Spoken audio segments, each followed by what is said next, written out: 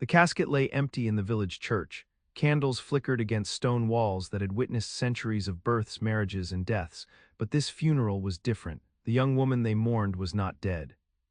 She was very much alive, somewhere across the German border, in the arms of a man her family would rather see her buried than married to. Her mother wept genuine tears. Her father stood rigid, jaw clenched, refusing to look at the photograph they had placed where a body should have been.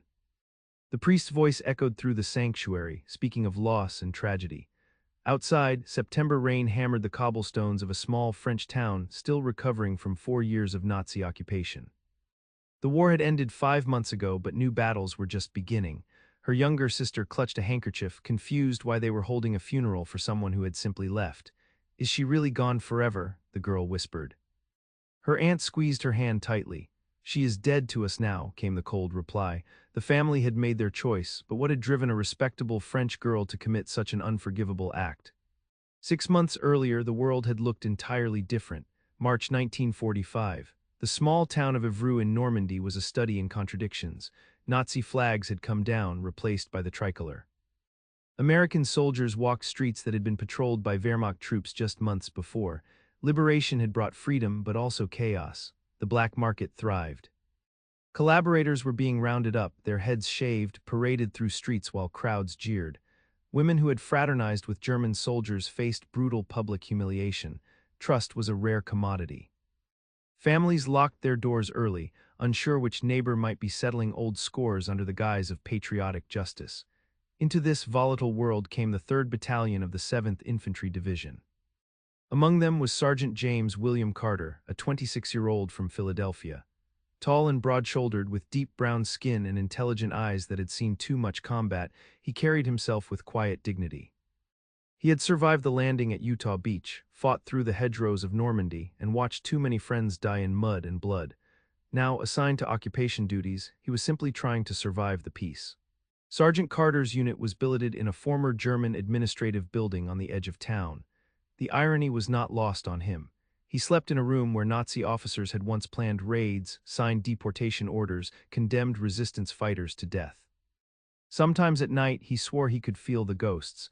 Military regulations were clear. Fraternization with local women was officially discouraged, though unofficially it happened constantly.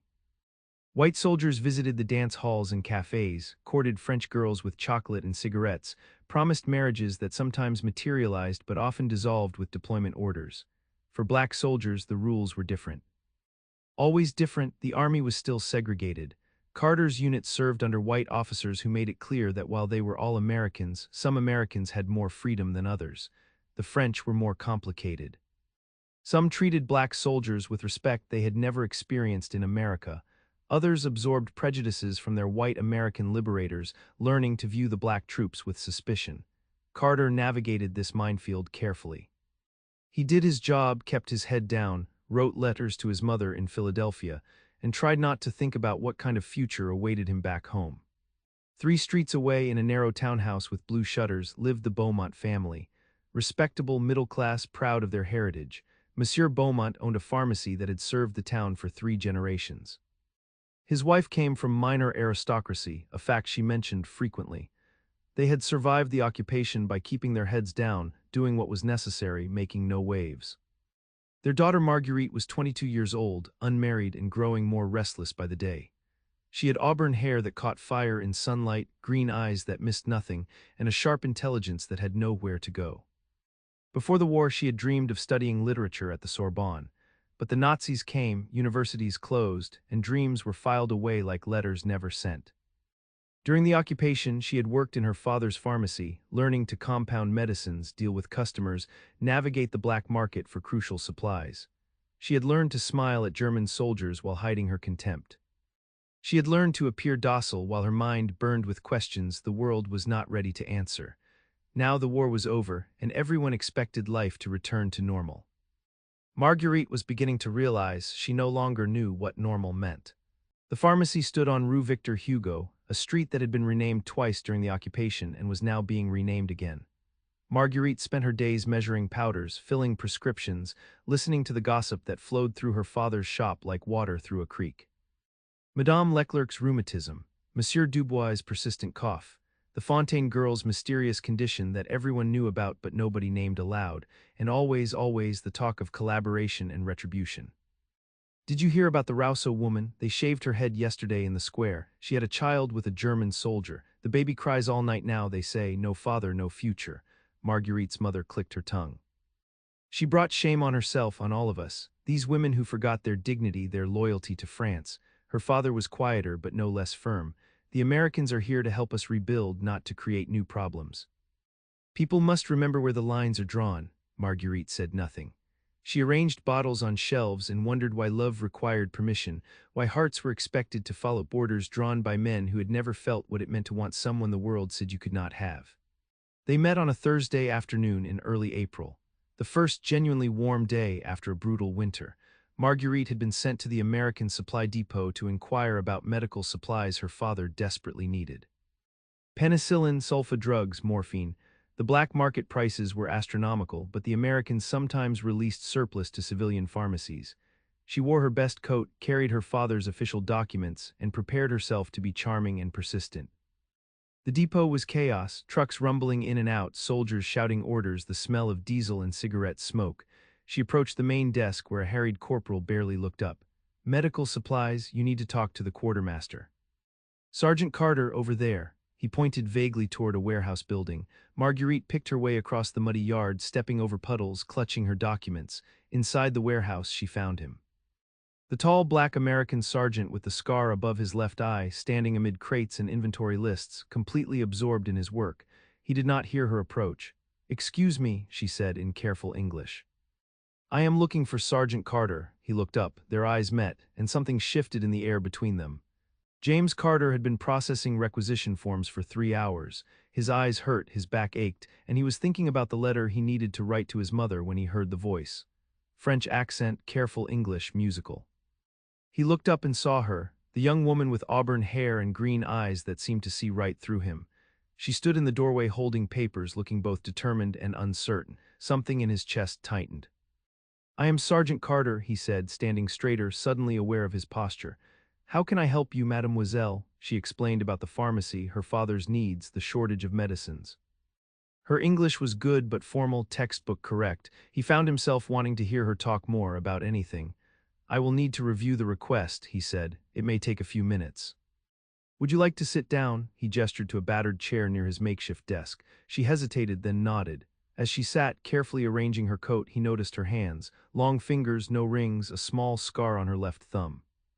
A person who worked with her hands. He forced himself to focus on the papers she had given him, but he was intensely aware of her presence 3 feet away. Marguerite watched him read. He had a scar above his left eye, thin and white, probably from shrapnel.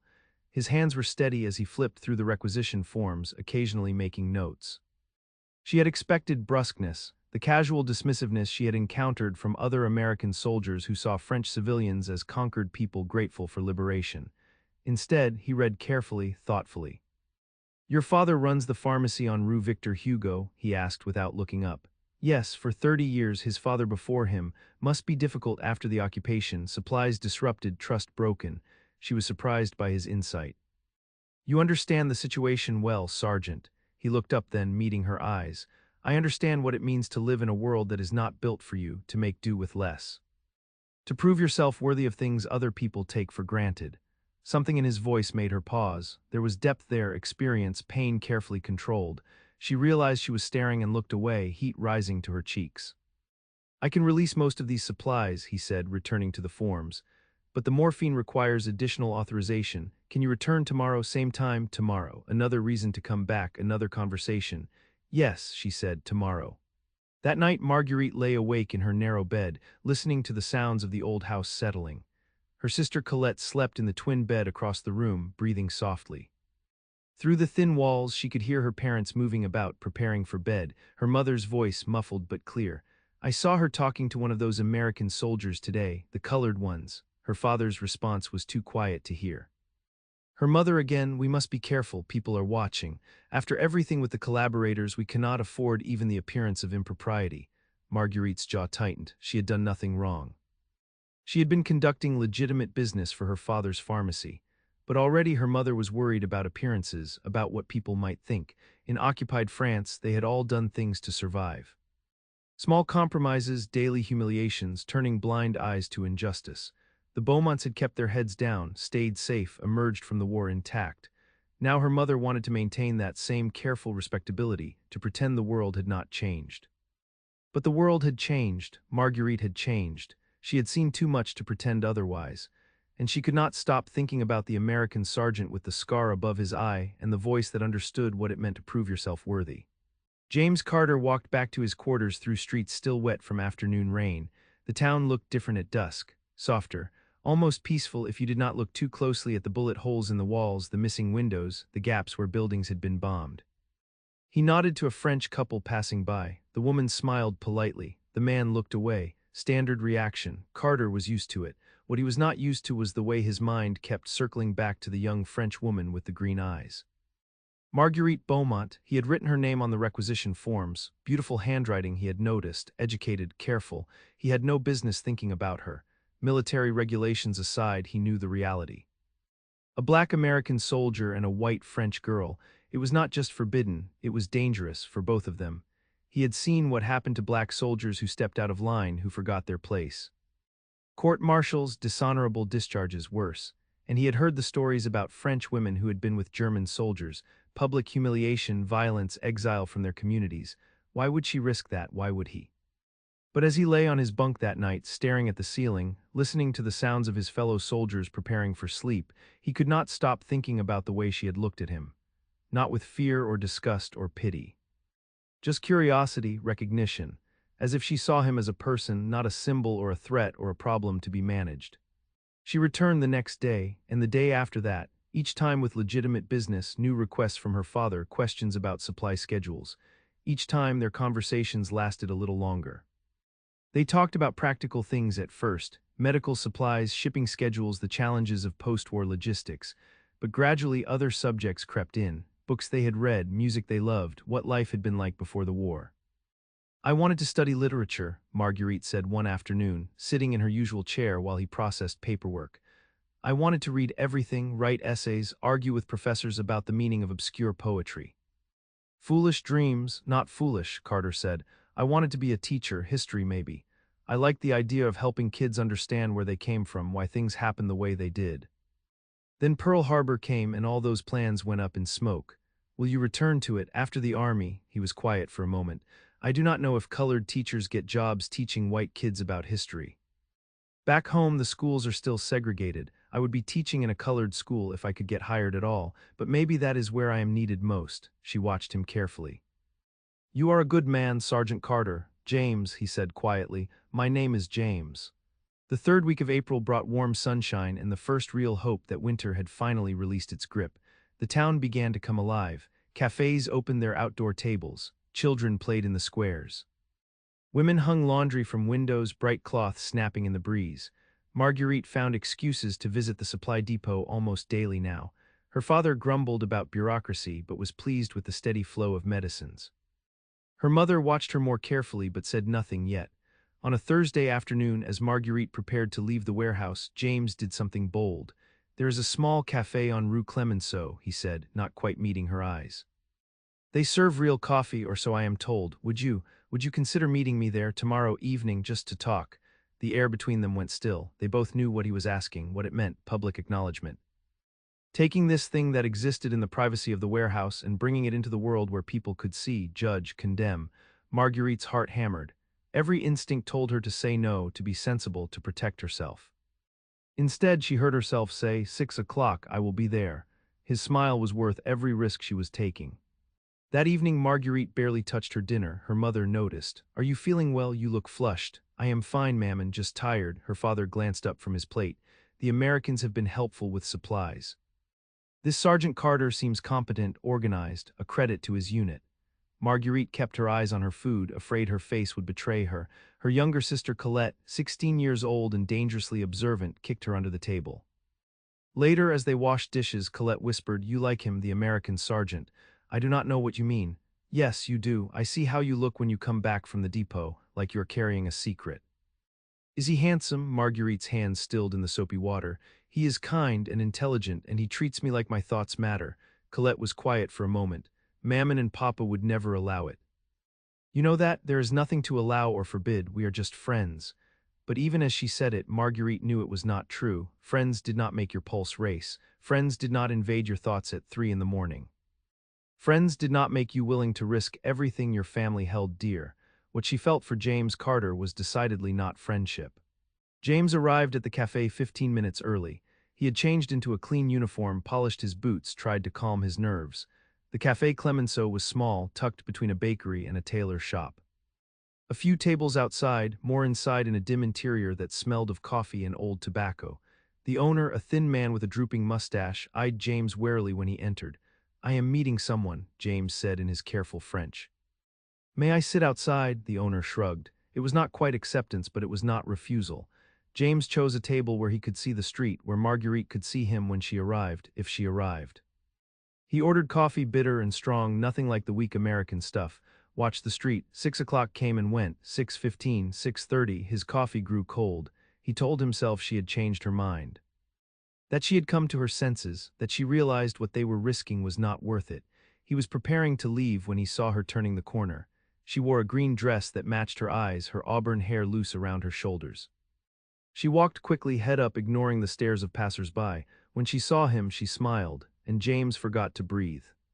They talked for 2 hours about everything and nothing. Childhood memories, favorite seasons, dreams deferred by war.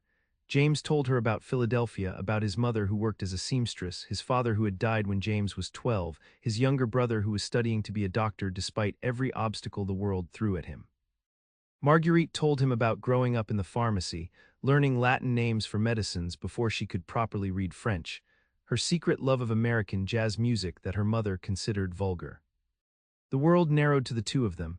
The cafe owner brought more coffee, food they barely touched. People walked past, some stared, a few muttered. Marguerite felt their eyes like physical weight but refused to look away from James. This was her choice, her rebellion, her right. "My mother would die if she knew I was here," she said quietly. "My commanding officer would have me court-martialed if he knew," James replied. "So why are we here?" He reached across the table, not quite touching her hand, his fingers hovering an inch away. "Because for the first time since I landed on Utah Beach, I feel like I am alive instead of just surviving. Because when I talk to you, I remember who I wanted to be before the war taught me to be small and quiet and grateful for scraps. Because you make me hope." She closed the distance, her fingers brushing his. "Then we keep hoping." Walking home that night, Marguerite felt like she was floating. The streets were familiar but transformed, glowing with possibility. She replayed every word, every look, every moment of connection. She barely noticed the figure stepping out of the shadows until it was too late. Well, well, little Marguerite Beaumont, keeping company with the Americans now. It was Paul Mercier, a boy she had known since childhood. He had spent the war years in ambiguous circumstances, never quite collaborating but never quite resisting. Now he worked odd jobs and nursed grievances against everyone who had emerged from the occupation more intact than he had. "Good evening, Paul. Excuse me, I need to get home." He blocked her path. "A colored soldier, really? The Germans were bad enough, but at least they were white. What would your father say?" Fear spiked through her, but she kept her voice steady. "My father would say that Sergeant Carter is helping us rebuild France, that he fought to liberate us, that he deserves respect." "Respect?" Paul laughed, ugly and sharp. "Is that what you call it? I call it treason. I call it the same thing we called it when girls took up with the Germans. You better watch yourself, Marguerite. People remember, people talk." He stepped aside, letting her pass. She hurried home, her earlier joy curdled into dread. James knew something was wrong the moment she arrived at the warehouse the next day. Her usual brightness was dimmed, replaced by tension around her eyes, the way she kept glancing toward the door. "What happened?" he asked quietly, setting down his clipboard. She told him about Paul Mercier, the threats, the comparisons to collaborators. James felt cold rage settle in his gut. He had seen this coming, had known the risks. But hearing it confirmed, seeing the fear in her eyes, made it real in a way that terrified him. "We should stop," he said, though the words felt like swallowing glass. "This is too dangerous for you, for your family." "I will not be the reason you suffer," Marguerite's eyes flashed. "Do not decide what is too dangerous for me, James Carter. Do not treat me like a child who cannot understand the stakes. I know what I risk. I am choosing this.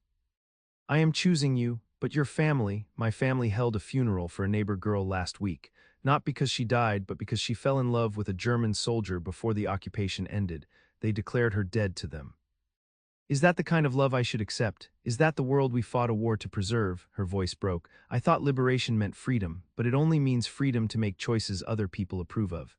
James pulled her into the shadows between the crates, held her while she shook with anger and fear. If you're enjoying this story, please subscribe and share your thoughts in the comments below. The rain started just before dawn, the kind of steady downpour that turned the cobblestones into mirrors and drove everyone indoors. James had 2 hours before his unit moved out for the day. 2 hours that might be his last chance to see her for weeks. The military police had tightened patrols after another soldier was caught with a French girl. The man had been reassigned to the front lines within 24 hours. James knew the clock was ticking on their borrowed time. He found Sophie in the basement of the bookshop, surrounded by crates they had been using to hide their meetings. Her hair was damp, her clothes soaked through. She had been waiting since midnight. I could not sleep, she said. I kept thinking about what my sister said, about choosing between you and everything I have ever known. James set down his pack, pulled out a wool blanket he had stolen from the supply tent. Wrapped it around her shoulders. You do not have to choose anything yet, but they both knew that was a lie. Every day they stayed together was a choice.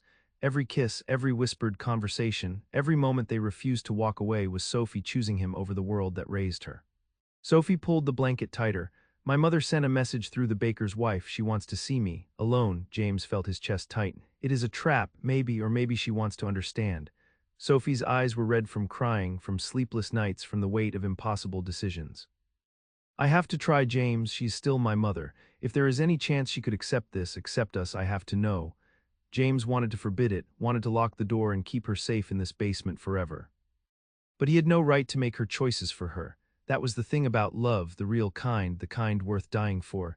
It meant letting go even when every instinct screamed to hold tighter. Then I am coming with you. She will not speak if you are there. I will wait outside, close enough to hear if you scream. Sophie almost smiled. You think she will hurt me? I think people do terrible things when they are scared. And your mother is terrified of losing you. She already has, Sophie whispered. She just does not know it yet. The meeting was set for noon at the church, neutral ground where even the collaborators feared to cause trouble. James walked Sophie as far as the square, then took up position behind a damaged fountain where he could watch the entrance. The rain had stopped, but the sky remained gray, threatening. Sophie's mother arrived exactly on time, dressed in black like she was already in mourning. James watched them meet on the church steps. No embrace, no kiss. Just two women facing each other across a divide that might as well have been the Atlantic Ocean. They disappeared inside. James counted his heartbeats, tried to control his breathing. 15 minutes passed, 20. A German patrol walked through the square and James pressed himself deeper into the shadows. They did not see him. 30 minutes. James heard raised voices from inside the church but could not make out words. Then silence. 5 more minutes. The church door opened. Sophie's mother emerged first, her face like carved stone. She did not look back. Sophie came out a moment later, moving like someone who had been struck. James wanted to run to her but forced himself to wait until her mother was out of sight. When he finally reached Sophie, she collapsed against him. She brought my death certificate, Sophie said. Her voice was flat, shock making her words come out mechanical. She had the priest draw it up. Sophie Rousseau died of fever on the 3rd of September 1944. She showed it to me. Said it was already filed with the town records. James felt rage flood through him, hot and blinding. She cannot do that. You are standing right here. You are alive. To her, I died the moment I fell in love with you. Sophie pulled a folded paper from her coat. She gave me a copy, said I should keep it as a reminder of what I chose, what I gave up. The paper was official, stamped and signed. Sophie Rousseau's name in careful script, date of death, cause of death, witnesses. A life erased with ink and lies. She said the funeral is tomorrow. She invited me to attend. Sophie laughed, a sound like breaking glass. She invited me to my own funeral so I could see what I did to them. So I could watch them bury the daughter they used to have. James took the paper, wanted to tear it to pieces, but Sophie stopped him. No, I want to keep it. I want to remember the exact moment my mother chose her pride over her child. They could not go back to the bookshop basement, could not go anywhere familiar. Sophie's mother would have people watching, waiting to see if her dead daughter made the right choice. James led Sophie through back alleys to an abandoned hotel on the edge of town, a place gutted by shellfire that no one bothered to guard anymore. They climbed to the 3rd floor, found a room where the roof was mostly intact. Sophie sat on the floor with her back against the wall, still holding that death certificate. Do you know what the worst part is? She did not wait for an answer. She cried. My mother actually cried when she showed me the paper. Like she was the one being hurt, like I did this to her on purpose. James sat beside her close enough that their shoulders touched. Maybe she does see it that way, maybe she thinks you chose to break her heart. I did not choose this, Sophie's voice cracked. I did not choose to fall in love with you any more than I chose to be born French or female or poor. Love is not a choice, James. It is something that happens to you, like lightning or drowning or waking up one morning and realizing the whole world changed while you were sleeping. James pulled her closer, felt her heart hammering against his ribs. Then we do not go to the funeral, we leave, tonight. I know a supply sergeant who can get us papers, transportation. We go to Paris, lose ourselves in the chaos. By the time anyone realizes we are gone, we will be impossible to find. Sophie was quiet for a long time. When she finally spoke, her voice was steady. Where would we go, really go, I mean, after Paris, after the war ends? Where do people like us belong? It was the question James had been avoiding since the moment they met, the question with no good answer. I do not know, he admitted. My family is in Detroit. But I do not think they would understand any better than yours. My father told me before I shipped out to be careful with French girls, said they would say anything to get to America, but none of them would really want a black man once they saw how we live there. Sophie turned to look at him.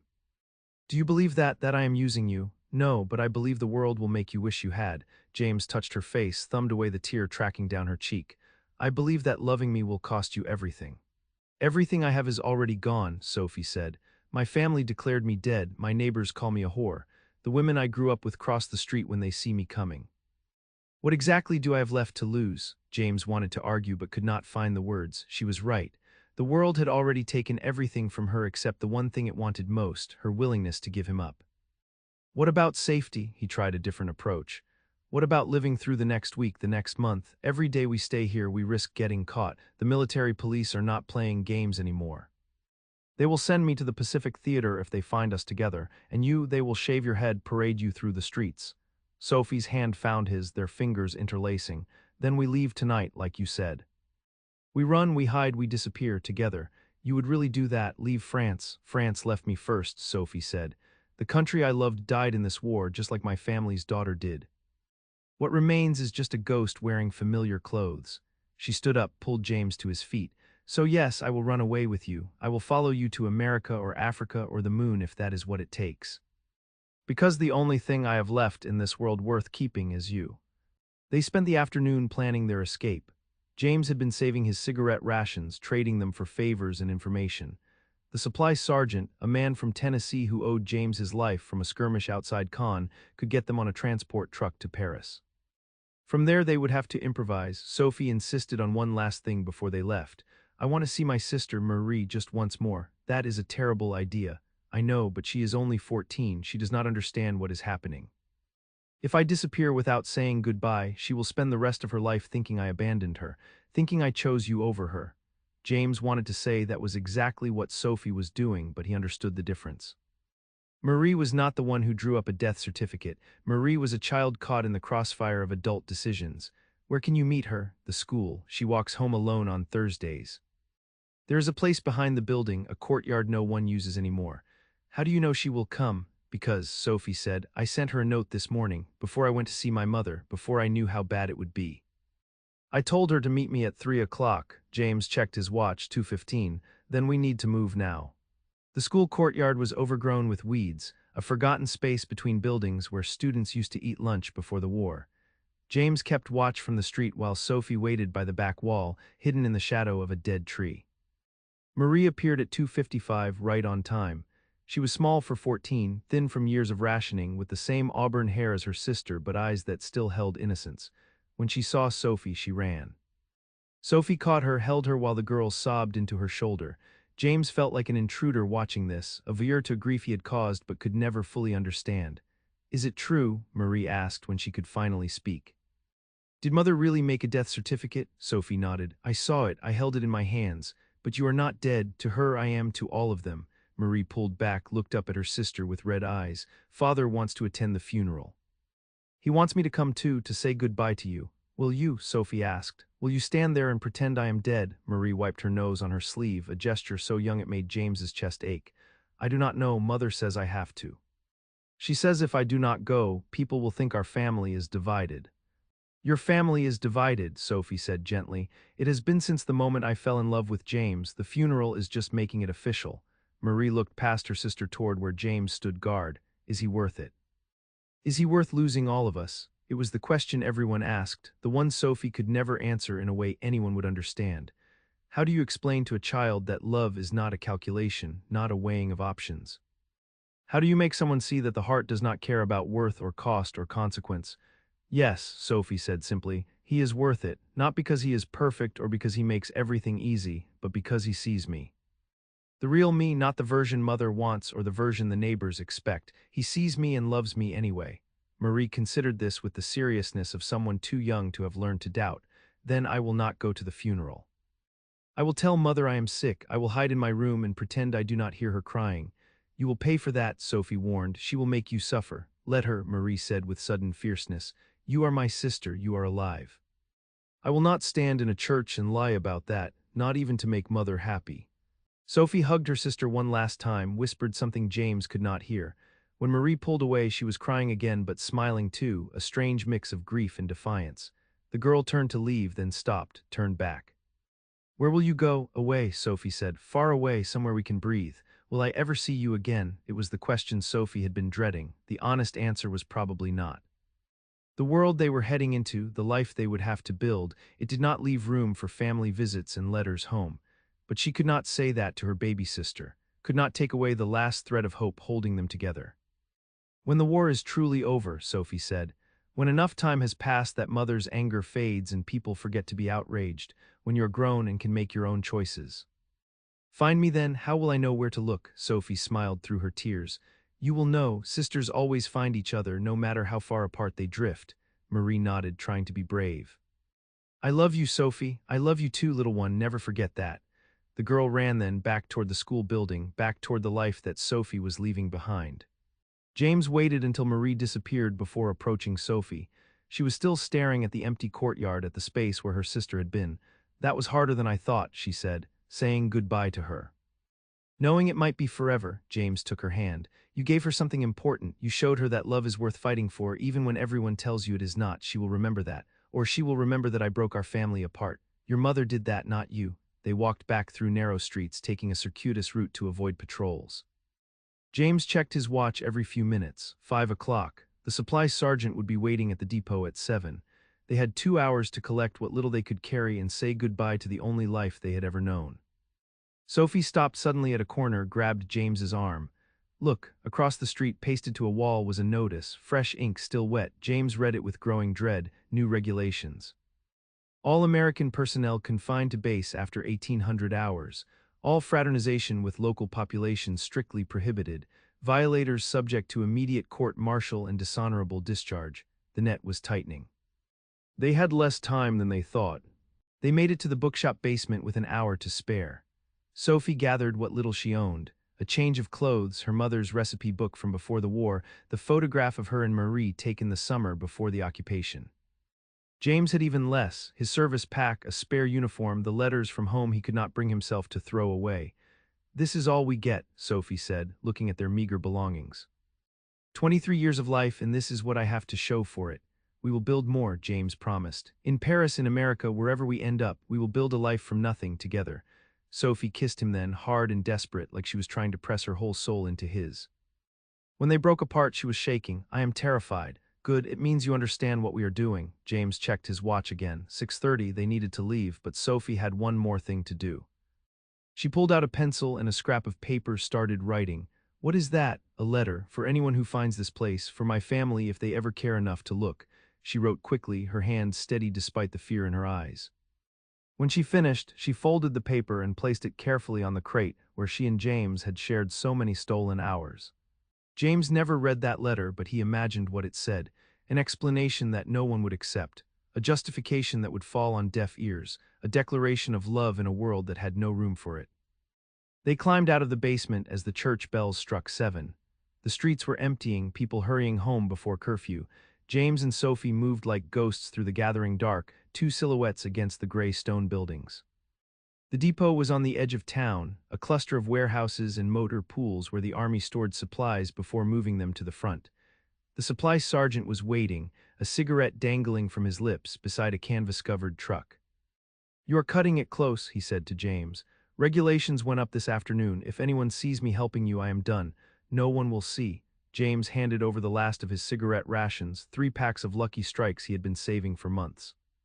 The sergeant pocketed them without counting. There is space in the back under the canvas, food shipment heading to Paris. You two can ride with the crates, but if we hit a checkpoint, you are on your own. I do not know you, never saw you, cannot help you. Understood. The sergeant looked at Sophie, really looked at her for the first time. She worth it, Jackson, worth throwing away your whole career. James did not hesitate. Yes, the sergeant shook his head, tossed his cigarette. You are all crazy, every damn one of you. Love makes people do the stupidest things. He pulled back the canvas flap at the rear of the truck. Inside were wooden crates stamped with army markings, stacked to create a small hidden space. Barely enough room for 2 people to sit. Get in, we leave in 5 minutes. Do not make a sound no matter what happens. If we get stopped, do not even breathe too loud.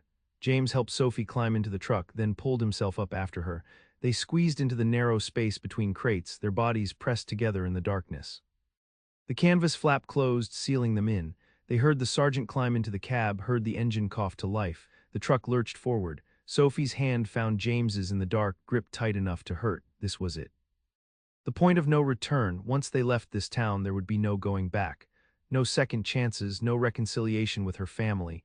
They would be fugitives, running from both the military and the society that rejected them. James felt Sophie's breath against his neck, felt her heart pounding through her thin coat. She was crying silently, saying goodbye to everything she had ever known. The truck rumbled through empty streets, every pothole and turn jostling them against the crates. James counted the minutes, tried to track their progress by memory, past the church, past the square where they used to meet. Past the school where Sophie said goodbye to her sister. Past the house where her family was probably sitting down to dinner, pretending their eldest daughter was dead. The truck slowed, James tensed, voices outside speaking in rapid French. A checkpoint, Sophie stopped breathing. James could feel her rigid against him, every muscle locked in terror. The voices got closer, someone walking around the truck, a hand slapping the canvas. What is in here? The sergeant's voice, casual, bored. Food supplies headed to the central depot in Paris. Open it. It is all sealed, stamped. You can check the manifest. I said open it. James reached for the knife in his boot, a small blade he had carried since basic training. If they were caught, if someone pulled back that canvas, he would fight. He would not let them take Sophie. Would not let them shave her head and parade her through the streets. Better to die here in the back of this truck than to let that happen. The voices argued. James could not make out the words over the pounding of his own heart. Then, miracle of miracles, the truck engine started again. They were moving. The voices faded behind them. Sophie released a shuddering breath against James's chest. How did he do that? Money probably, or the right words. Or just dumb luck. James loosened his grip on the knife, felt the adrenaline slowly drain from his system. They were through, they were safe, for now. The truck picked up speed, leaving the town behind. Leaving Sophie's family, her history, her whole world. James held her in the darkness, felt her tears soaking through his uniform. This was the cost of love in wartime, not just danger or sacrifice or the risk of death, but this. The slow, brutal amputation of everything you used to be. Sophie Rousa was dead, according to the official records. The girl in James's arms was someone new, someone undefined, someone without a past. They would have to build her identity from nothing, piece by piece, in a world that did not want them to exist. What will we call ourselves? Sophie whispered. In Paris, when people ask our names, James had been thinking about this. Whatever we want, we get to choose who we are now. Sophie was quiet for a long moment, then, choose carefully, because whoever we become in Paris, that is who we will be for the rest of our lives. The Paris they arrived in was not the Paris of romance and light. It was November 1945, and the city was still recovering from 4 years of occupation. Buildings bore the scars of liberation. Food was rationed. Coal was scarce. The cafes that had once sparkled with conversation now served watered-down coffee to exhausted Parisians trying to rebuild their lives. James and Sophie stepped off the train at Gare du Nord with a single suitcase between them and 43 francs in James's pocket. They had no papers that matched their new identities, no employment, no references, no family to vouch for them. In the chaos of post-war France, they were ghosts attempting to become real. Where do we start? Sophie asked, staring at the crowd of displaced persons, refugees, and veterans flowing through the station. James tightened his grip on her hand. We find a room, then we find work. Then we figure out the rest. But even as he said it, he felt the weight of what they had done settling onto his shoulders. They had escaped Bavaria, they had crossed borders, they had left everything behind.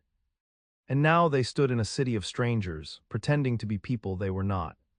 They found lodging in the 18th arrondissement, in a boarding house run by a war widow named Madame Beaumont. She was 60 years old, with silver hair pulled back in a severe bun and eyes that had seen too much to be shocked by anything. She asked no questions when James and Sophie appeared at her door. She simply looked at them, looked at their worn clothes and clasped hands, and named her price. 30 francs per week, paid in advance, no visitors, no noise after 10. Breakfast is bread and ersatz coffee at 7. James counted out the money carefully. It left them with 13 francs until they found work. We will take it, Sophie said in French. Her accent was perfect, native. But Madame Beaumont's eyes lingered on her for a moment too long. You are not from Paris, the old woman observed. Sophie's breath caught. Then, no, from the south. We came here looking for work. Madame Beaumont nodded slowly. Many people are from somewhere else these days. The war scattered us all. She handed them a key. 3rd floor, last door on the left. The bathroom is shared. As they climbed the narrow stairs, Sophie whispered. She knows what, that we are lying. James paused on the landing. Everyone in this city is lying about something. Their room was smaller than the storage closet in Sophie's family home. One narrow bed, one chair, one small window that looked out onto a courtyard where laundry hung between buildings like forgotten flags. The wallpaper was peeling. The floorboards creaked. When they turned on the single bulb, it flickered twice before settling into a dim, yellow glow. Sophie sat on the edge of the bed and began to cry, not the loud, wrenching sobs of grief, but the quiet, exhausted tears of someone who has been strong for too long. James knelt beside her. We are going to be all right, he said, but his voice lacked conviction. Sophie wiped her eyes. My mother's house had 12 rooms. We had a garden with apple trees. There was a piano in the parlor that my grandmother brought from Vienna. She gestured at the tiny space around them. And now this is my entire world. James took her hands. This is not the end. This is the beginning. We are building something new. From nothing, Sophie whispered. From nothing, James agreed. But we are building it together. Outside, the November rain began to fall. It would rain for the next 6 days. And in that small room, as the water streaked down the window and the cold seeped through the walls, they held each other and tried to believe that they had made the right choice. Work was harder to find than they had imagined. James spoke no French.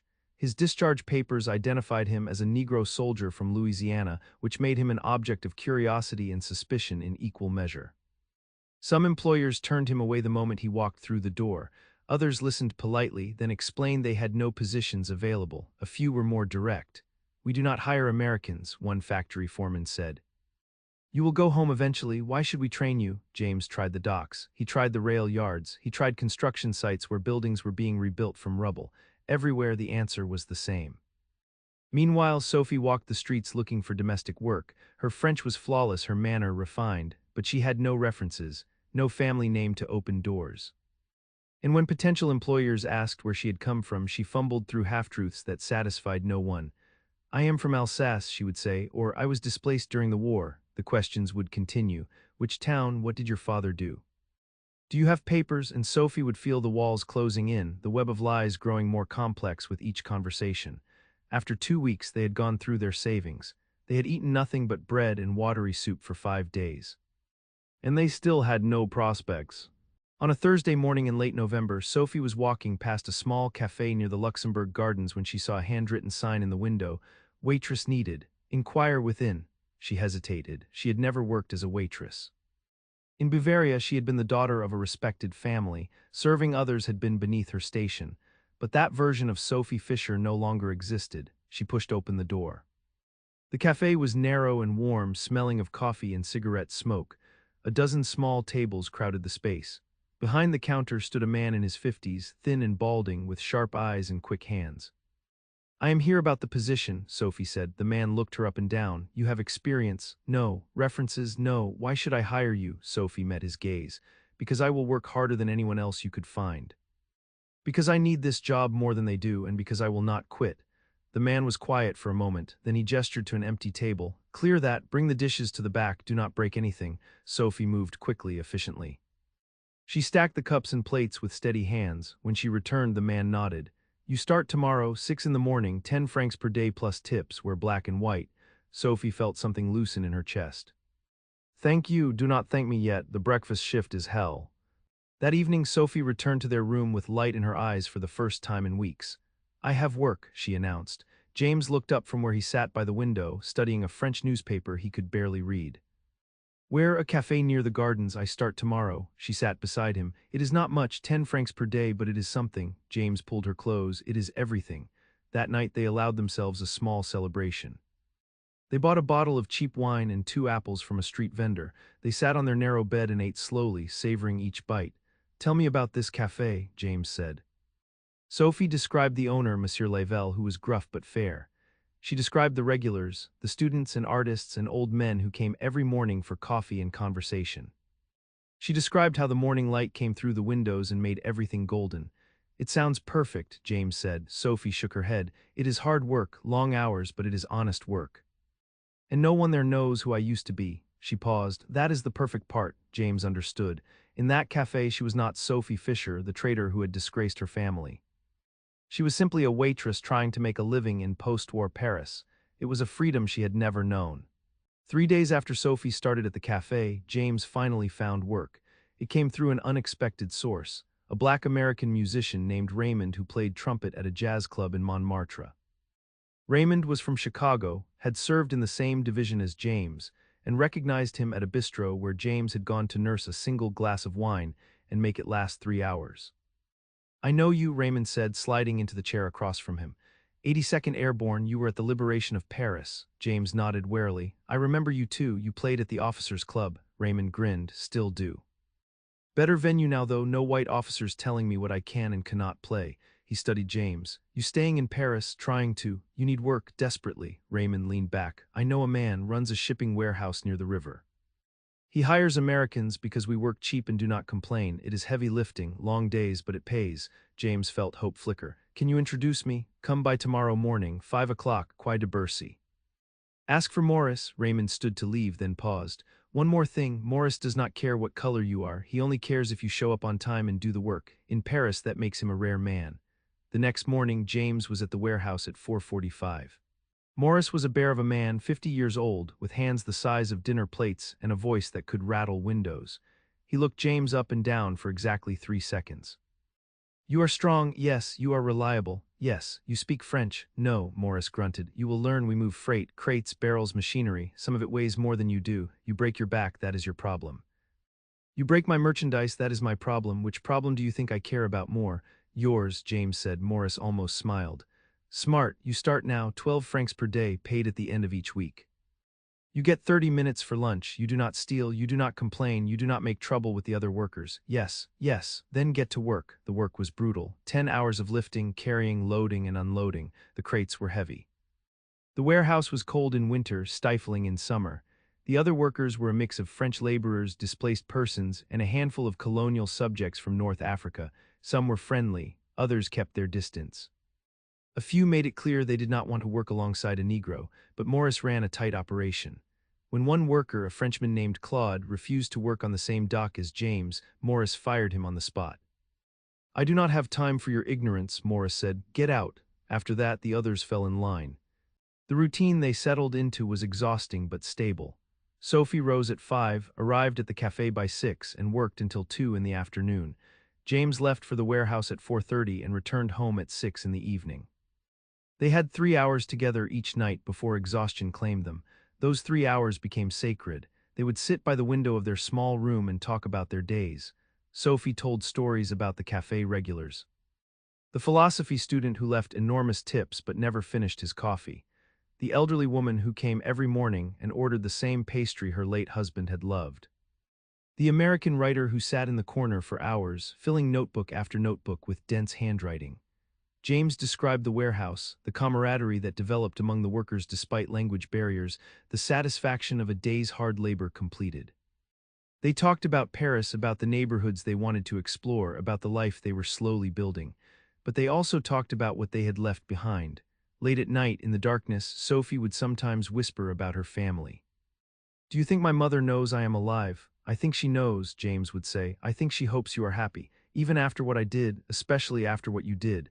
Sophie would be quiet then, and James would hold her until sleep came. Winter arrived in full force. Paris became a city of frozen breath and numb fingers. The boarding house had minimal heat. Sophie and James would huddle together under every blanket they owned, their bodies the only source of warmth. At the cafe, Sophie's hands turned red and raw from constant washing in cold water. At the warehouse, James's fingers would stiffen until he could barely grip the crates, but they adapted. They learned which street vendors sold the cheapest vegetables. They discovered a bakery that sold day-old bread for half price at closing. They found a second-hand shop where they bought 2 more blankets and a small kerosene heater that Madame Beaumont grudgingly allowed them to use. Money was always tight. After paying rent and buying food, they had almost nothing left, but they were surviving, and more than that, they were living. One Sunday in January, they had enough extra money to afford a luxury. A trip to the cinema. They sat in the back row of a small theater in the Latin Quarter and watched an American film with French subtitles. For 2 hours, they forgot about the cold and the hunger and the constant vigilance. They were simply 2 people on a date, holding hands in the dark. Afterward, walking home through the snowy streets, Sophie said, "I have been happy today." James squeezed her hand. "So have I, it was enough." Spring brought warmth and new challenges. Sophie discovered she was pregnant in April. She had suspected for weeks, but kept the knowledge to herself until she was certain. When she finally told James, they were sitting on a bench in the Tuileries garden, watching children sail toy boats in the fountain. "I am going to have a baby," she said quietly. James went very still. Then he turned to look at her, his eyes wide. "You are sure?" "Yes." "When?" "October, I think, maybe early November." James was silent for a long moment. Sophie could not read his expression, fear, joy, both. Finally, he said, "We cannot raise a child in that boarding house. I know. We need more money, a better room. I need to find additional work. James, and you will need to stop working eventually, which means I need to earn enough for both of us. For all 3 of us." He was spiraling, calculating, trying to solve an equation that had too many variables. Sophie took his hand. "Are you happy?" she asked. James looked at her, really looked at her. And then his face broke into a smile that transformed him completely.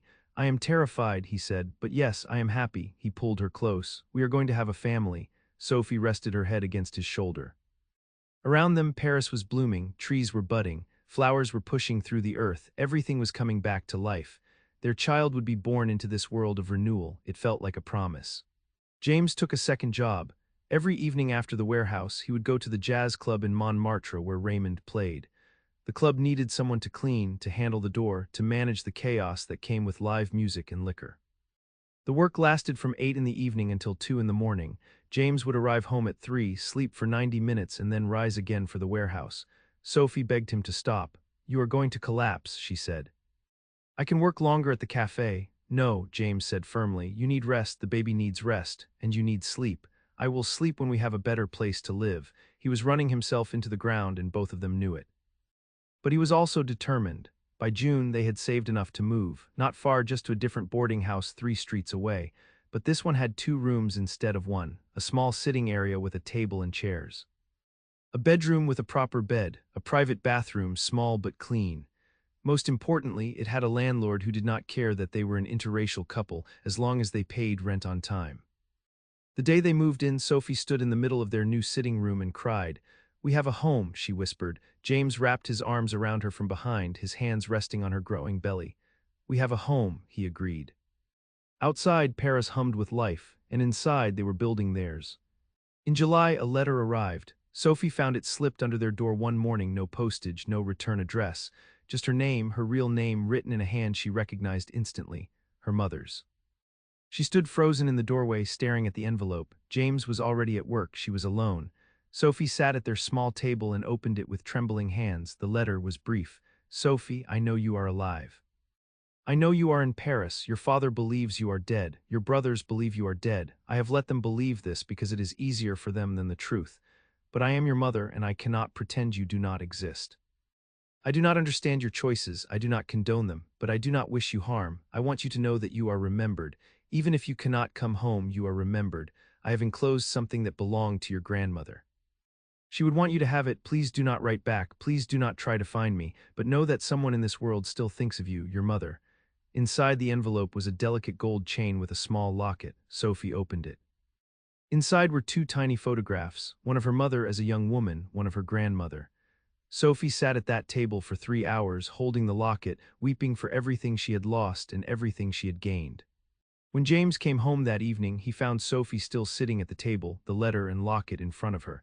He read the letter in silence. Then he sat beside her and said nothing. Sometimes there were no words adequate for the moment. Finally, Sophie spoke. She knows where I am. Yes, she could tell my father, my brothers, they could come here. James nodded slowly. They could, but she will not tell them. No, I do not think she will. Sophie touched the locket. She called me Sophie. Not her daughter, not family, just Sophie. She called you by your name, James said gently. That is not nothing. Sophie looked at him, her eyes red from crying. She said I am remembered, as if I am already gone. As if I am already dead to them. You chose to leave, James reminded her. You knew what it would cost. I know, but knowing and feeling are different things. She closed her hand around the locket. This is all I will ever have of them. This locket and a letter from a woman who cannot claim me as her child. James pulled her close. You have more than that. You have a future. You have a family you are creating. You have a child on the way who will know both of their parents, who will grow up in a world you are building for them. Sophie leaned into him. Do you think that is enough? I think it has to be. The pregnancy progressed. Sophie's belly grew round. She had to stop working at the cafe in August. Monsieur Lavelle insisted over her protests. You can barely reach the tables anymore, he said gruffly. And if you faint on my floor, I will have to explain to your husband why I let you work yourself to exhaustion. I do not want that conversation. He paid her for 2 extra weeks she did not work. For luck, he said. Sophie kissed him on both cheeks and made him blush. Without her income, money became even tighter. James increased his hours at the jazz club. He learned to function on less sleep than seemed humanly possible. Some mornings, Sophie would wake to find him sitting by the window, still in his work clothes, too tired to undress before unconsciousness claimed him. She would guide him to bed, remove his shoes, cover him with a blanket. And she would feel the weight of what he was sacrificing for her, for their child. In September, they prepared the second room for the baby. They had almost no money for supplies, but their friends helped. Raymond brought a cradle his sister no longer needed. Monsieur Lavelle gave them blankets and baby clothes his own children had outgrown 30 years before. Madame Beaumont, from their old boarding house, appeared one afternoon with a rocking chair. Every mother needs one, she said simply. These people who barely knew them were creating a community around them. Sophie, who had lost her family, was finding a new one. The baby came on October 19th. Sophie's labor began at dawn and lasted 16 hours. James held her hand through all of it, even when she screamed at him, even when she squeezed his fingers so hard he thought they might break. The midwife, a stern woman named Madame Duchamp, worked with calm efficiency. Push, she commanded, and Sophie pushed. At 10:30 in the evening their daughter entered the world. She was tiny, red-faced, furious at the cold air and bright lights. But she was healthy, she was perfect. The midwife placed her in Sophie's arms. Sophie stared down at this small creature, this person they had created, and began to cry. She has your eyes, James whispered. Sophie shook her head. She has your strength. They named her Marie after Sophie's grandmother. It was the only piece of her old life she could give the child. When the midwife left and they were finally alone, James sat beside the bed and held his daughter for the first time. She was so small in his large hands, so fragile, so impossibly real. Hello, Marie, he said softly. I am your father, and I promise that you will grow up knowing you are loved. You will grow up free. You will grow up in a world where no one can tell you who you are allowed to be. Marie yawned, impossibly small, and went to sleep. And in that moment, James and Sophie understood. They had not just saved themselves. They had created new life, a life without borders, without prejudice, without the weight of old hatreds. Their daughter would carry the future they had fought for. The first weeks with Marie were a blur of sleepless nights and constant worry. Every sound she made sent them into panic. Every cry seemed like an emergency, but slowly they learned. They learned the difference between hungry cries and tired cries. They learned how to soothe her, how to hold her, how to anticipate her needs. James took a week off from both jobs, the first time he had rested in months. He spent his days watching Sophie nurse their daughter, marveling at the simple miracle of it. In the evenings, he would walk through their small apartment with Marie in his arms, singing her the songs his own mother had sung to him in Louisiana. Songs about rivers and trains and finding your way home. Sophie would watch from the doorway, this man she had risked everything for, this man who had become everything. One night, Marie finally sleeping in her cradle, they stood together at the window looking out at Paris. The city lights sparkled in the darkness. Somewhere out there, people were living their lives, oblivious to the small miracle that had occurred in this modest apartment. Do you regret it? James asked quietly, running away. Leaving everything behind, Sophie was silent for a moment. Then she took his hand and placed it on her heart. Everything I need is in this apartment. Everything that matters is right here. She looked up at him. I would make the same choice 1,000 times. James kissed her forehead. Behind them, Marie stirred but did not wake, their daughter, their future, their unbreakable proof that love could survive even war. The next morning, Sophie stood at the window while James dressed for work. Outside, London was rebuilding itself brick by brick, just as they were building their small life together. But she could not shake the feeling that settled in her chest, a weight that had been growing heavier since they arrived. James noticed her stillness. "What is it?" he asked, adjusting his tie. Sophie turned to him and he saw something in her expression that made him stop. "I need to tell you something," she said quietly. "Something I have been carrying alone." James crossed the room and took her hands. "Tell me." Sophie took a breath. "Before we left Paris, I went to see my mother one last time. I did not tell you because I knew you would try to stop me." James's grip tightened, but he said nothing. "I waited outside our apartment building until I saw her leaving for the market. I followed her. I just wanted to see her face one more time to carry that memory with me." Her voice broke slightly. "She looked older, James. So much older than when I left." James pulled her closer, but he could feel tension in every line of her body. "Did she see you?" Sophie shook her head. "No, I made sure she did not, but James, that is not what I need to tell you." She looked up at him, and her eyes were bright with unshed tears. "When she turned a corner, I saw someone else following her, a man I recognized from the neighborhood. He was watching her, staying back just as I was, and then I understood." James went very still. "Understood what?" Sophie's voice dropped to barely a whisper. "The Germans left lists, James, lists of collaborators, real or suspected, lists of families who helped Allied soldiers. My mother's name was on one of those lists. People in the neighborhood, they have not forgotten, they have not forgiven." James felt his blood run cold. "Sophie, are you telling me your mother is in danger?" She nodded slowly. "I think so. I think our running away made everything worse for her. The Germans are gone, but the French remember. They remember everything." James led Sophie to the worn sofa and sat beside her. His mind was racing through possibilities, through options they did not have. "You should have told me," he said, but there was no anger in his voice, only concern. "I know," Sophie whispered. "But what could we have done? We barely had enough money to get ourselves here. And if I had gone back, if I had tried to bring her with us." She did not finish the sentence. They both knew what would have happened. The military police would have arrested James. Sophie would have been sent back to France. Marie would have been taken from them. "I chose us," Sophie said, and the words sounded like a confession.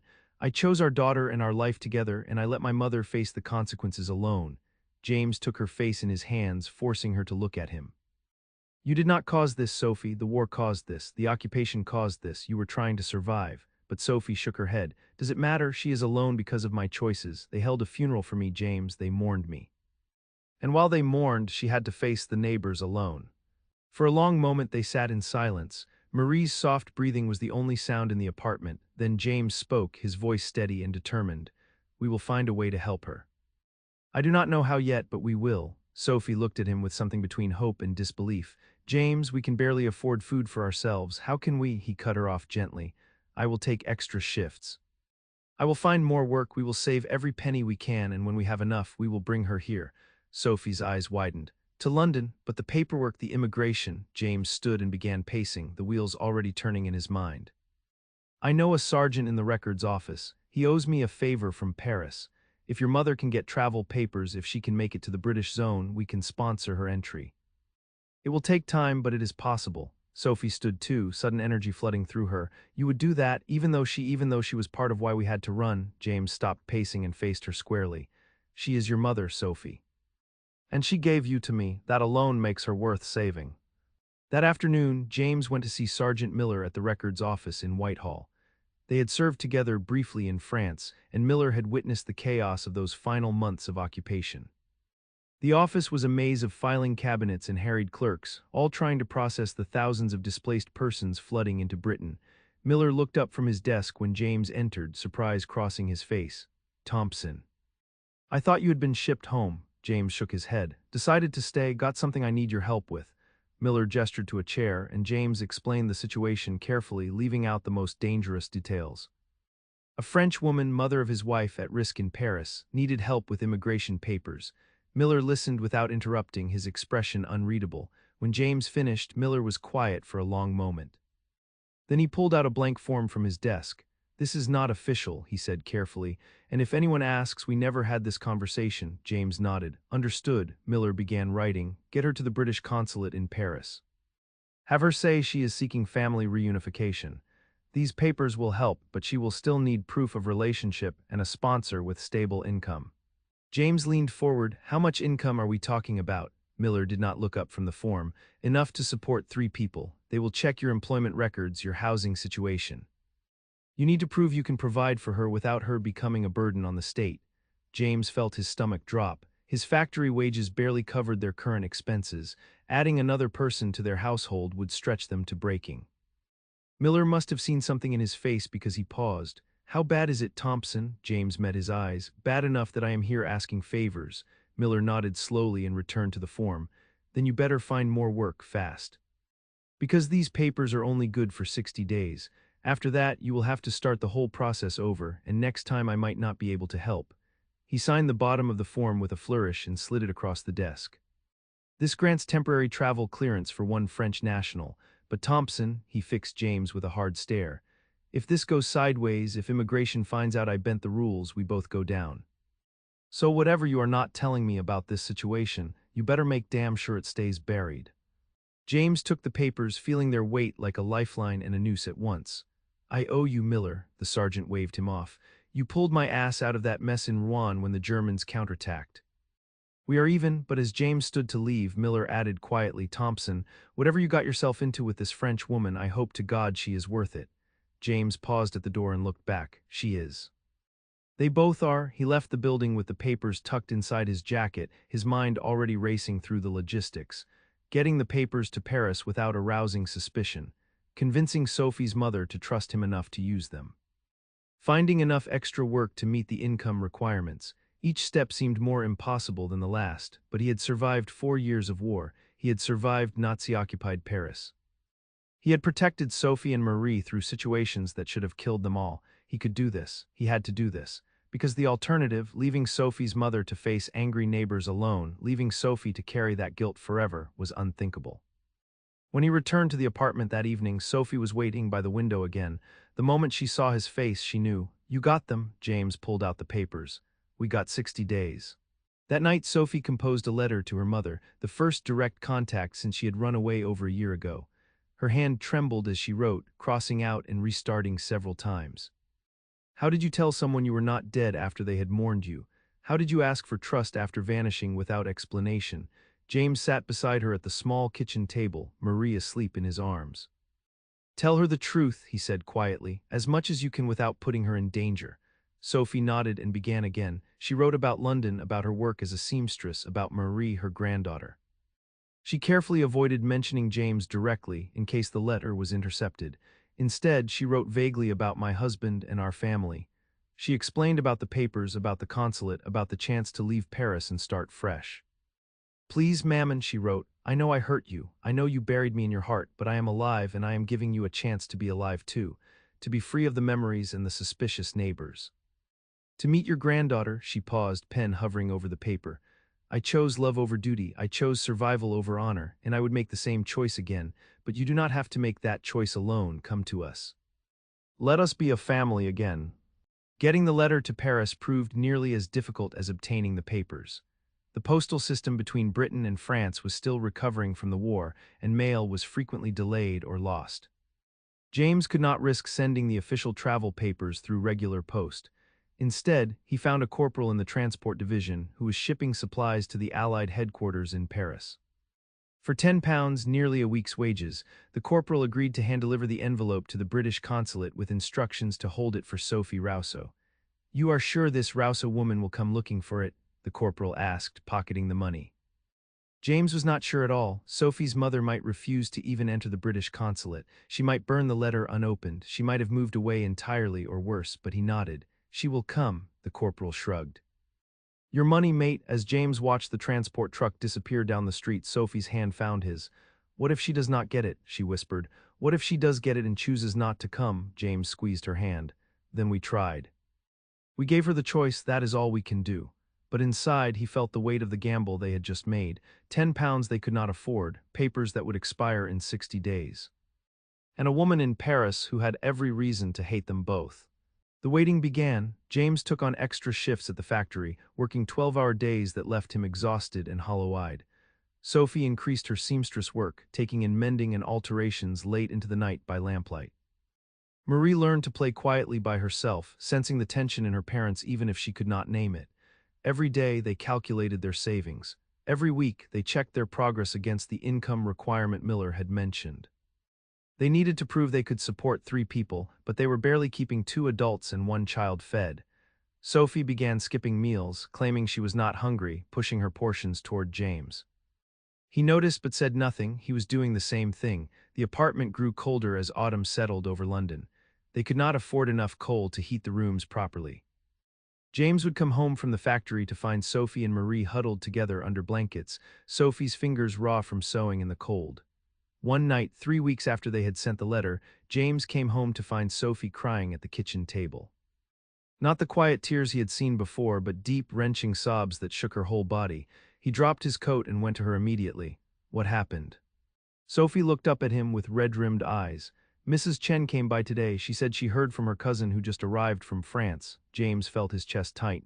And Sophie's voice broke. He said the situation in Paris is worse than we thought. They are calling it the epuration, the purge. People accused of collaboration are being tried in the streets. Some are being beaten. Some are having their heads shaved and being paraded through the neighborhoods. She grabbed James's hand with desperate strength. Women, especially James, women who were involved with German soldiers or even suspected of helping them. And my mother, because of us, because she helped you, she could not finish. James pulled her into his arms, holding her as she shook. Over her shoulder, he could see Marie watching them with wide, frightened eyes. He tried to keep his voice calm. The letter reached the consulate weeks ago. If your mother is going to come, she will come. We have to trust her. But even as he said it, a new fear gripped him. What if Sophie's mother could not leave? What if she was already caught up in the epuration? What if their attempt to save her had actually made things worse by drawing attention to her connection with an Allied soldier? 5 weeks into the 60-day window, James received a message at the factory. A telegram had arrived at their apartment building.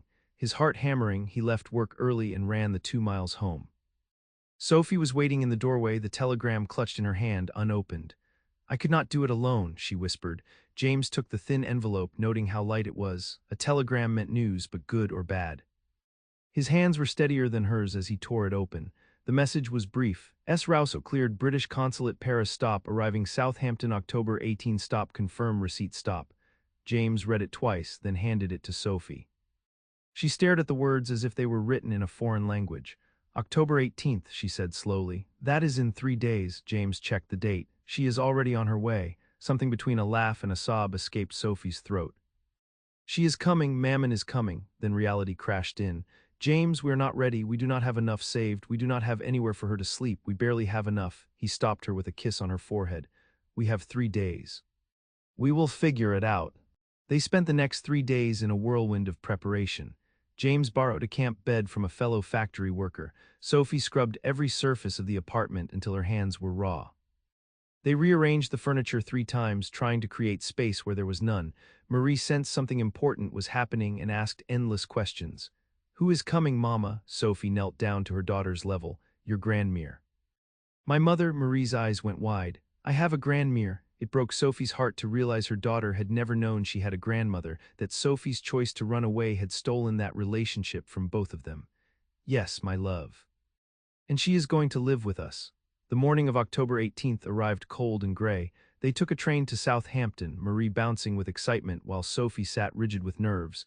James held her hand the entire journey. The port was chaos, ships arriving and departing, passengers crowding the docks, officials checking papers and directing people in multiple languages. James navigated them through the confusion to the arrivals area for the ferry from Le Havre. And then they waited. An hour passed, then 2. Sophie's grip on James's hand grew tighter with each passing minute. What if she is not on the ship? What if something happened? Then the ferry passengers began disembarking.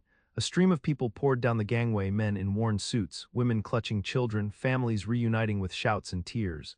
Sophie stood on her toes, scanning every face. James lifted Marie onto his shoulders so she could see better. What does Grandmere look like? Marie asked. Sophie opened her mouth to answer and then stopped. She realized she did not know anymore. It had been over a year. Her mother might have changed beyond recognition. She looks like me, Sophie finally said, but older. More passengers streamed past. The crowd began to thin. Sophie's breathing grew shallow. James, I do not see her. What if? And then Marie's small voice rang out. Is that her? Mama, is that her? She pointed at a thin woman near the back of the crowd. The woman was moving slowly, carrying a single battered suitcase. Her hair, once dark like Sophie's, was now streaked with gray. Her coat hung loosely on a frame that had lost considerable weight, but the way she held herself, the angle of her chin, Sophie would have known her anywhere. Mammon, she breathed. The woman heard, her head snapped up, and across 50 feet of crowded dock their eyes met. For a frozen moment, neither moved. Then Sophie was running, pushing through the crowd, and her mother dropped her suitcase and ran too. They collided in the middle of the dock, and Sophie's mother, Marguerite, wrapped her arms around her daughter as if she would never let go. Both women were crying, words tumbling over each other in rapid French. James watched from a distance, Marie still on his shoulders. He understood enough of the language to catch fragments. I thought you were dead. I am so sorry. You are alive. Forgive me. Finally, Sophie pulled back and gestured toward James. Mammon, there is someone I need you to meet. Marguerite's eyes followed the gesture and landed on James. Her expression shifted, confusion, recognition, then something harder to read. She had seen this man before, James realized. In Paris, in her daughter's company, but she had never been formally introduced to the reason her daughter had become a ghost. Sophie took James's hand and drew him forward. Mammon, this is James Thompson. My husband. Marguerite studied him for a long moment. James met her gaze steadily, letting her look. He knew what she was seeing, a black American soldier who had pulled her daughter into a scandal so deep it required a funeral. Madame Rousseau, he said in careful French, thank you for trusting us, thank you for coming. Marguerite's eyes moved from James to Sophie to the child on James's shoulders, her granddaughter, the proof of everything Sophie had chosen. Marguerite stepped forward and reached up toward the child. And who is this? Her English was heavily accented but clear. Marie, suddenly shy, buried her face in James's neck. Sophie coaxed her gently. Marie, say hello to your grandmère. Slowly, Marie lifted her head and looked down at the older woman. Bonjour, she said in careful, Sophie-taught French. Something in Marguerite's expression crumbled. She lowered her hand and turned to Sophie, speaking in rapid French that James could not follow. But he saw the tears streaming down both women's faces, saw the way Marguerite's shoulders shook. Sophie answered, gesturing between James and Marie, explaining something that seemed to ease the tension in her mother's frame. Finally, Marguerite turned back to James. She studied him again, this time with different eyes. Then she did something unexpected. She stepped forward and embraced him. It was brief and stiff, but it was genuine. You kept her alive, she said in halting English. You kept my daughter alive when I could not. James felt his throat tighten. She kept me alive too, madame, more times than I can count. Marguerite pulled back and nodded slowly. Then she looked at all three of them, this impossible family that her daughter had chosen. Show me, she said. Show me this life you have built. The train ride back to London was quiet. Marguerite sat by the window, watching the British countryside roll past with an expression James could not read. Sophie sat beside her mother, their hands clasped together on the seat between them. Marie had fallen asleep in James's arms, exhausted by the day's emotions. As the train pulled into their station, Marguerite finally spoke. In Paris, they said terrible things about you, Sophie. They said you had betrayed France. That you had become one of those women. Sophie flinched but did not look away. I know, Mammon, Marguerite continued, her voice steady. I let them say those things. I let them believe you were dead. Because the truth, she glanced at James, then back at her daughter. The truth would have been worse for you, and maybe in a way you were dead. The Sophie I knew, the girl who followed every rule, who never questioned what she was told, that Sophie did die. She squeezed her daughter's hand. But this Sophie, the one who chose love over fear, who ran toward life instead of hiding from it, this Sophie is stronger than any of us.